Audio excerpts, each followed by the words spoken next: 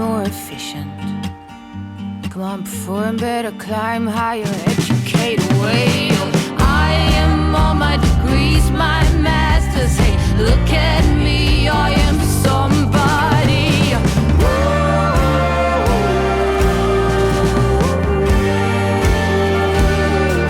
It's what I've learned at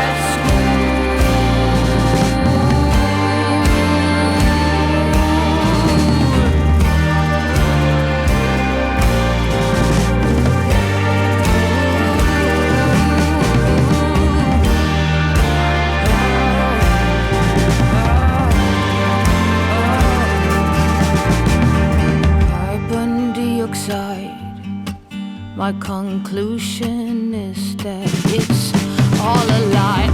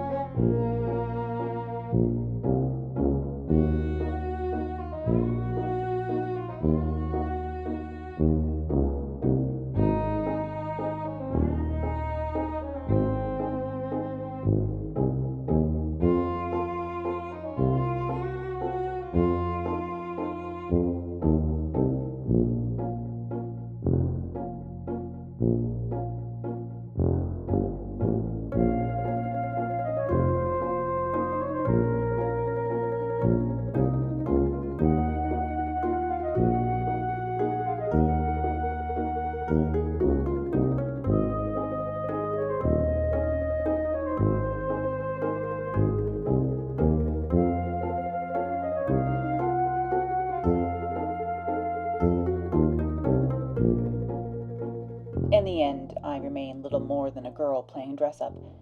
But then again, aren't we all? Now, the thrill of finding this matching long slip and robe out of the antique mall in perfect condition for a total steal was very high, but I was even more excited recently to find these silky little polyester slippers. These are vintage 90s Victoria's Secret, 80s or 90s. They have this small wedge heel, slide-on style, a little bit like a Daniel Green slipper for much less of a price, like new, out of the box from eBay. But yes, this long robe, or like long slip and robe, matching nylon set from the 1950s or 60s, I found out at the antique mall recently. These sets, especially in black, usually go for around like $200 or more online, and so I was very pleased to find this one that just needs a hook and eye for only $35. Now this dress is a floral cotton sateen from, again, moodfabrics.com, although I bought this fabric several years ago, I think 1 or 2 years ago, and I've had it in my stash a while, and I just was afraid to use it, but I finally put it into this A-line skirted wrap front dress. That's right, this has a wrap in the front instead of in the back. Now don't worry, I did film making the pattern and sewing this dress, so you'll be seeing this project here real soon on the channel, and I even used my tulip sleeves on this one.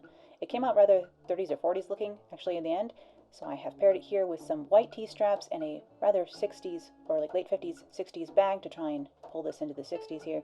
And I put a spider brooch with this as well, and a silver dome earring, and a large silver bracelet. Next, I have another tulip sleeved project, this time with a higher version of my pointy little neckline here in a black luxury brocade from moodfabrics.com, and I paired that with green rhinestone jewelry here, including this very large rhinestone leaf brooch that I found recently, and some matching clip-on earrings, and then of course my clamper bracelets and that green bracelet I recently found on sale at the antique mall. So mixing all sorts of things, I made the dress. The bag was found on Etsy, the brooch was found on Etsy, and then some of the bracelets I actually got in person. And these are my bait metallic green T-strap heels here. I still think they do have these. They might be on sale, but I am very pleased with this black brocade dress, which of course will be a standby classic for me in my wardrobe. Next up is this vinyl coat in a faux black croc finish. Not very breathable down here, but would be good for the rain. And I had that with a black wicker handbag and black patent heels again from Bait. Then I have these 80s lightweight plastic earrings that I'm passing off as 60s, and a moon glow bracelet that I really love, this sort of honeydew melon color of thermoset with this bracelet, and it did come with matching earrings as well. And here's my cat, Sophie, one of our kittens, who had snuck downstairs on set and needed to go back upstairs. There you go. Now this dress I'm wearing underneath this jacket here is a standby classic in my wardrobe. Again, just another little sheath sort of a dress made out of a cotton sateen, this time in a modeled different greens shades of like abstract print that I actually found at Joann's on sale one time. But I've had this dress a long time. I even wore it to the Musée d'Orsay in Paris one time, the last time I was in Paris, which does seem like ages ago. Now this was an experiment of a top. I was trying to make the wrap back top, but instead of with the all-in-one sleeve, with a set end sleeve, so using my other block pattern, and I again set the tulip sleeve into that. This wrap style, however, it opens up at the shoulders just enough that these sleeves fall off the shoulders a little bit. I tried narrowing the shoulder, it didn't seem to help very much, so I'll work with this in the future. And yes, this top is extremely hot, because this is just a polyester mylar weirdness fabric.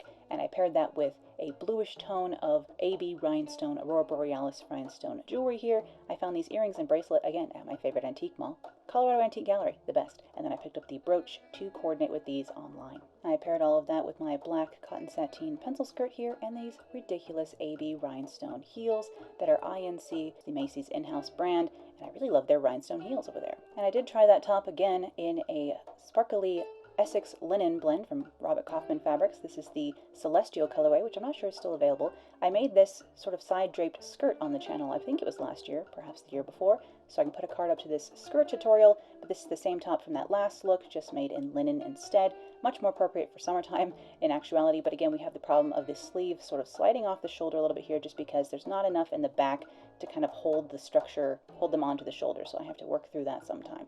And I paired that with some bulky 1960s vintage bracelets here, and a 1980s, I believe, modernist sort of drop earring. These again are a clip-on, and their clip-on is actually very shallow, so it's kind of hard to keep these on, but I do love the look of them. And I paired that with my silver handle heels from Bait Footwear. I can link to these below. They're actually incredibly comfortable. I love these heels. I have them in 3 colors. Then we have this rather shiny and sparkly outfit, including this fringed handbag, which I'll get to. But this is a vintage sequin skirt. It is a entirely sequined and beaded silk skirt, which means it has a little bit of movement here. The waist has stretched out a tiny bit, so I actually have it safety pinned extra tight here, so I need to fix the elastic in this. But this top is one of my wrap back tops. This is the same as the silver brocade version I made here recently on the channel, so I can put a card up to the video on how to make this. The only difference is I cut half of it out of green and half of it out of black. This is the leftover black brocade from making that other dress. I wanted to use every last scrap of it because it was a very expensive and very pretty fabric, and I paired that with green here as well. Then I have the rhinestone bracelets here. These are just 1950s bracelets, and then some 1980s drop earrings. But this fringy bag is new, and I'm absolutely in love with these teardrops shaped beads hanging from this. It's a 1960s bag. I just love it. And sticking with black beads and sequins, this is a paillette and sequin wool shell top lined in a very fine silk from the 1960s. This has a metal zipper all the way down the back of it. But of course it's not as waist whittling as I'm used to. It's a little bit more of a 60s boxy shape here. So I paired that with something a little bit less conservative, being this faux leather, again, sort of croc embossed skirt. And then I have this boxy shell handbag that was a gift. So thank you very much to the person who sent me this handbag if you're watching. It is very fun and almost like a Plastifex with a handle. But I went with a big plastic 1960s clip-on earring and then my Bait heels again, which I also paired with this next look. Of course, this is the top I made very recently. Again, I can put a card up to this, but I've added a lot more sequins to the top, the front at least of this top. The back still needs a few more sequins, but I've put about 12 hours of hand sequining into this top, and I do need a break at this point. But the front is mostly sequined. I added sequins to the green sections as well as the red and pink sections on this. And then, of course, I've paired this with a very shiny black patent leather effect stretch skirt here, which I also do have a tutorial here on the channel to make these stretch skirts if you're interested, but I am out of cards. I paired that with some black and white and AB rhinestone jewelry, and I was able to pick up this gold and black bracelet at the antique mall again from that booth that was on super sale, and I found the earrings to match on Etsy. But I think the almost slightly sexier, fetishy tinge of the having a patent leather skirt in general kind of elevates this top into a more of a sexy sort of an outfit, and I paired that with a patent leather box bag as well. But I had mentioned I made that top with leftover fabric, and it was fabric left over from making this dress. Of course, this has a lot of elements that I use all the time. It's just my pencil skirt pattern. This is just my all-in-one sleeve top pattern here, but this is a Cheongsam inspired dress, so I have a bit of a stand collar attached to this, and I do have slits on the sides of this skirt, and then of course I have this like sort of sweetheart cutout going on here, so it's cut nothing like a traditional Cheongsam dress would be, and hopefully I'm saying that correctly. I don't, my Cantonese pronunciation is not really up to scratch, but just adding a little bit of a color onto this dress and those side slits I thought was a nice nod to the dresses worn by Maggie Cheung in The Mood for Love, which of course this entire video is inspired by the vibes of Wong Kar-Wai films. If you haven't seen those films, highly recommend that director in general. And again, here's that moon glow set in that sort of honeydew melon color. These are the matching earrings that I paired with this outfit. And then I paired this with my gold handle heels from Bait Footwear and a little sort of light lemon meringue colored faux leather clutch. Another dress I made recently was this black and red number, again sort of inspired by Black Widow spiders, and I think even the lines of this dress have a little bit of a sort of coffin-y feel. I hope you can see what I'm saying. This is really more of a Halloween or like gothic inspired dress, but I was trying to make it work here for my more humid summer setting. And again, I have another pair of Bait heels.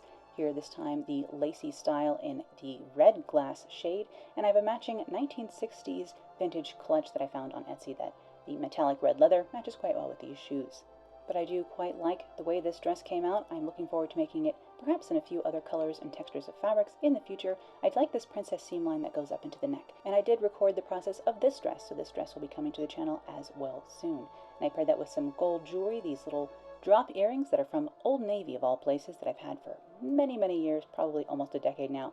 Some little gold bracelets and an exclamation point sleek little brooch here that I found recently for like $5 on Etsy. It was one of those little birthday binge purchases that I made in July when I was perhaps splurging a little more than I should have, but what are you going to do?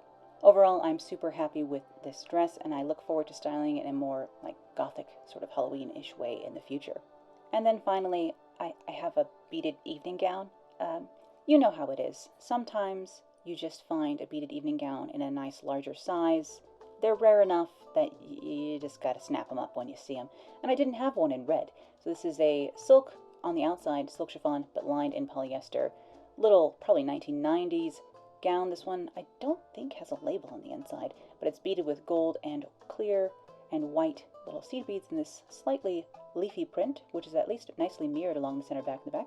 But I pair that with gold bauble jewelry here and a gold box purse. This is a ball chain sort of necklace, probably from the 1960s, I think. And then this bracelet is I think a 1940s bracelet that I picked up for 90 cents at the antique mall. And again, weirdly enough, these sort of Christmas bauble earrings that I think look rather 60s are from, again, Old Navy. They had some good jewelry several years ago for some reason. Paired those again with the gold heels from Bait, and again, that gold box handbag. That's a vintage handbag from Etsy. And let me just slip my little velvet and trim self-made belt off here to show you what this dress actually looks like unbelted, because this is a rather roomy dress here, so if I wanted to be incredibly comfortable and yet still feel sparkly and elegant, I could wear it unbelted like this as well. Or maybe if I wanted to try and style this in almost a 20s way, I could get away with this. But it is a little bit more 60s actually to have the loose waist like this. But you can see the difference a belt makes, and I do think I personally prefer it belted, of course.